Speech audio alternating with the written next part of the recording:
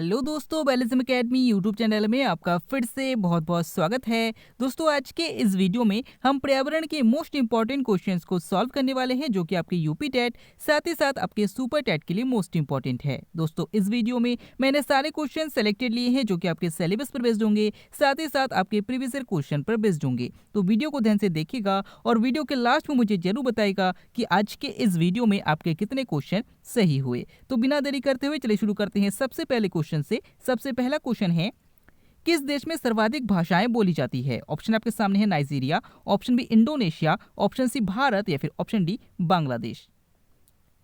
इसका सही आंसर हो जाएगा ऑप्शन सी भारत। दोस्तों, याद रखिएगा कि भारत में सर्वाधिक भाषाएं बोली जाती है, और अगर आपसे पूछा जाता है कि विश्व में कौन सी भाषा सर्वाधिक मात्रा में बोली जाती है, तो याद रखिएगा अंग्रेजी बोली जाती है। अगला क्वेश्चन, बादलों की दिशा तथा गति मापने वाला यंत्र कौन सा है? ऑप्शन आपके सामने है potometer, option b hygrometer, option c nephometer या फिर ऑप्शन डी लैक्टोमीटर।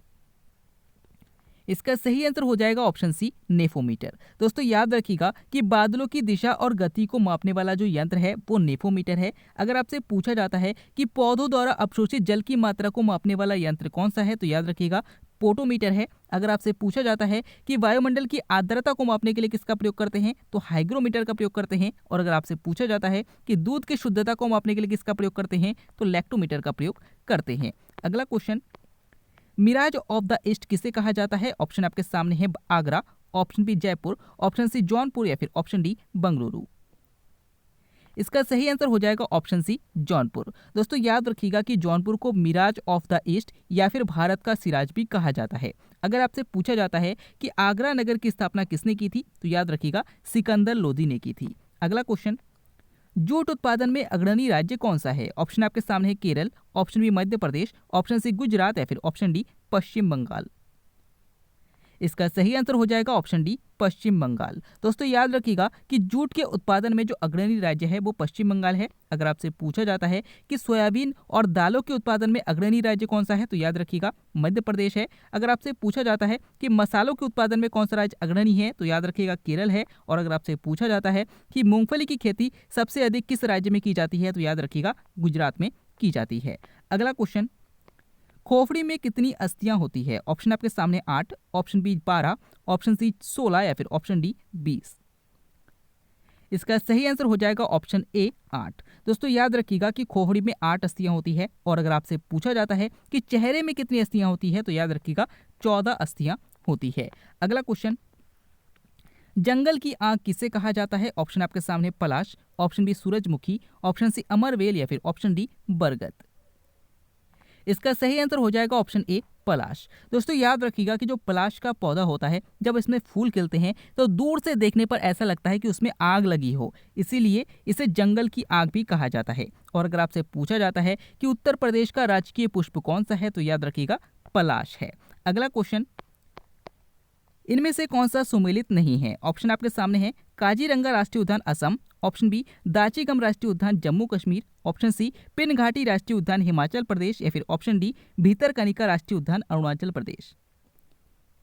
इसका सही आंसर हो जाएगा ऑप्शन डी भीतरकनिका राष्ट्रीय उद्यान अरुणाचल प्रदेश। दोस्तों, याद रखिएगा कि काजीरंगा राष्ट्रीय उद्यान असम में है, बिल्कुल सही है। दाचीगम राष्ट्रीय उद्यान जम्मू कश्मीर में है, ये भी बिल्कुल सही है। पिन घाटी राष्ट्रीय उद्यान हिमाचल प्रदेश में है, ये भी बिल्कुल सही है। लेकिन जो भीतरकनिका राष्ट्रीय उद्यान है, ये अरुणाचल प्रदेश में नहीं है, बल्कि उड़ीसा में है। तो इंपॉर्टेंट है, याद रखिएगा। अगला क्वेश्चन, भारत के किस राज्य में जाड़े में भी वर्षा होती है? ऑप्शन आपके सामने Kerala, option B Gujarat, option C Tamil Nadu या फिर ऑप्शन डी मेघालय। इसका सही आंसर हो जाएगा ऑप्शन सी तमिलनाडु। दोस्तों, याद रखिएगा कि तमिलनाडु भारत का एकमात्र ऐसा राज्य है जहां पर ठंड में भी वर्षा होती है। अगला क्वेश्चन, प्रकृति का हलवाहा किसे कहा जाता है? ऑप्शन आपके सामने है मोर, ऑप्शन बी केचुआ, ऑप्शन सी टिड्ढा या फिर ऑप्शन डी सांप। इसका सही आंसर हो जाएगा ऑप्शन बी केचुआ। दोस्तों, याद रखिएगा कि केचुआ को ही जो किसान है, किसानों का मित्र भी कहा जाता है और प्रकृति का हलवाहा भी कहा जाता है।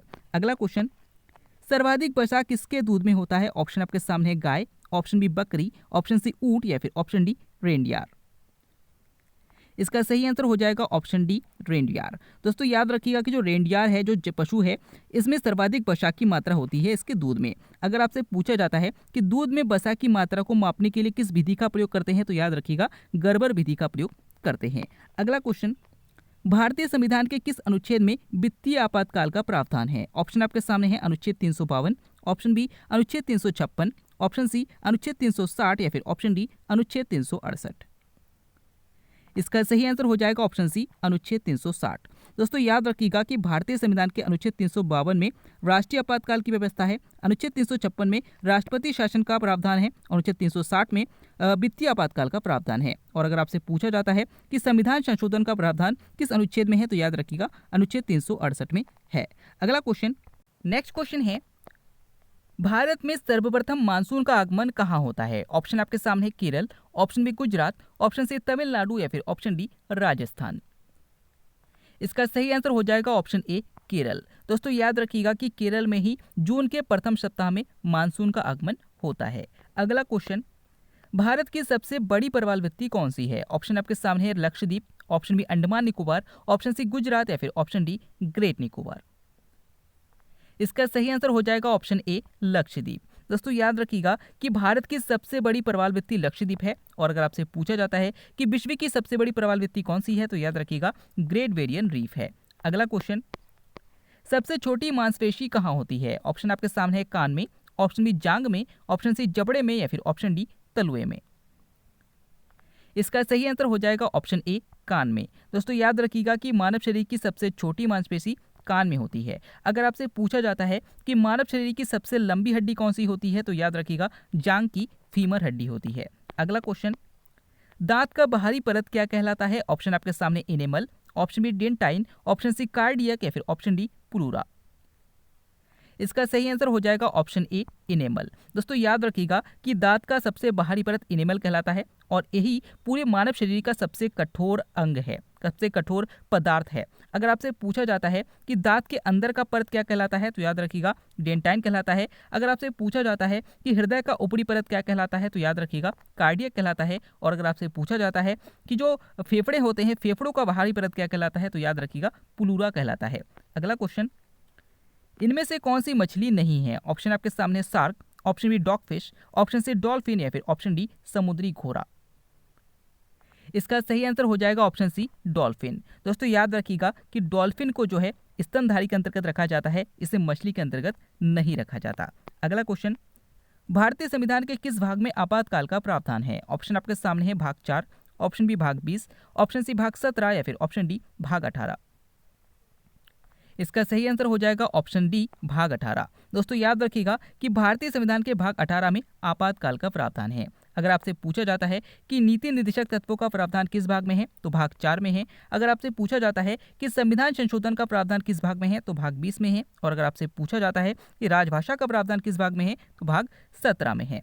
अगला क्वेश्चन, कौन सा अम्ल पेट के जीवाणुओं को नष्ट करता है? ऑप्शन आपके सामने H2SO4, option B HCl, option C HNO3 या फिर ऑप्शन डी KCl। इसका सही आंसर हो जाएगा ऑप्शन बी HCl। दोस्तों याद रखिएगा कि जो हमारा आमाशय होता है, यानी कि जो हमारा पेट होता है, इसमें HCl यानी कि हाइड्रोक्लोरिक अम्ल होता है और इसी की वजह से हमारे पेट में जो खाना जाता है वो पच पाता है। तो याद रखिएगा कि हर इंसान के पेट में HCl यानी कि हाइड्रोक्लोरिक अम्ल पाया जाता है। अगला क्वेश्चन, जड़ों का विकास होता है, आपको बताना है कि जड़ों का विकास बीज के किस भाग से होता है? ऑप्शन आपके सामने प्रांकुर से, ऑप्शन बी मूलांकुर से, ऑप्शन सी कैम्बियम से या फिर ऑप्शन डी इनमें से कोई नहीं।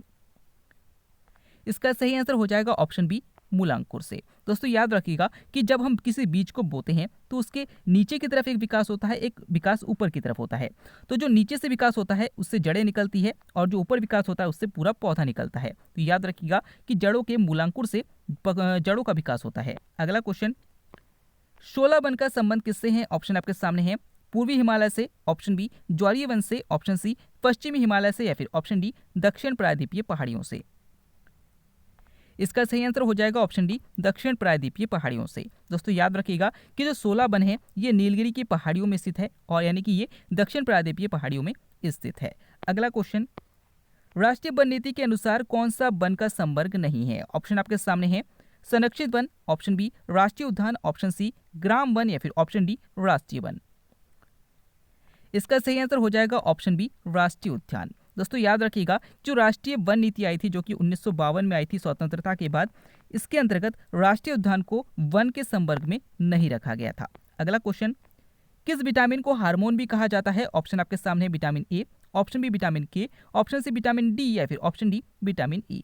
दोस्तों इस क्वेश्चन का आंसर आपको हमें कमेंट के द्वारा बताना है। इस क्वेश्चन को मैंने कल के वीडियो में करा दिया था, तो अगर आपने कल का वीडियो ध्यान से देखा होगा और समझा होगा तो आप इसका आंसर जरूर कर पाएंगे। आज का वीडियो आपको कैसा लगा कमेंट करके जरूर बताइएगा। साथ ही साथ अगर आप फेसबुक पेज और टेलीग्राम ग्रुप को ज्वाइन करना चाहते हैं तो डिस्क्रिप्शन में लिंक दिया गया है, वहां से आप ज्वाइन कर सकते हैं। हम फिर से लौटेंगे एक नया इंटरेस्टिंग वीडियो लेकर, तब तक के लिए देखते रहिए, सीखते रहिए।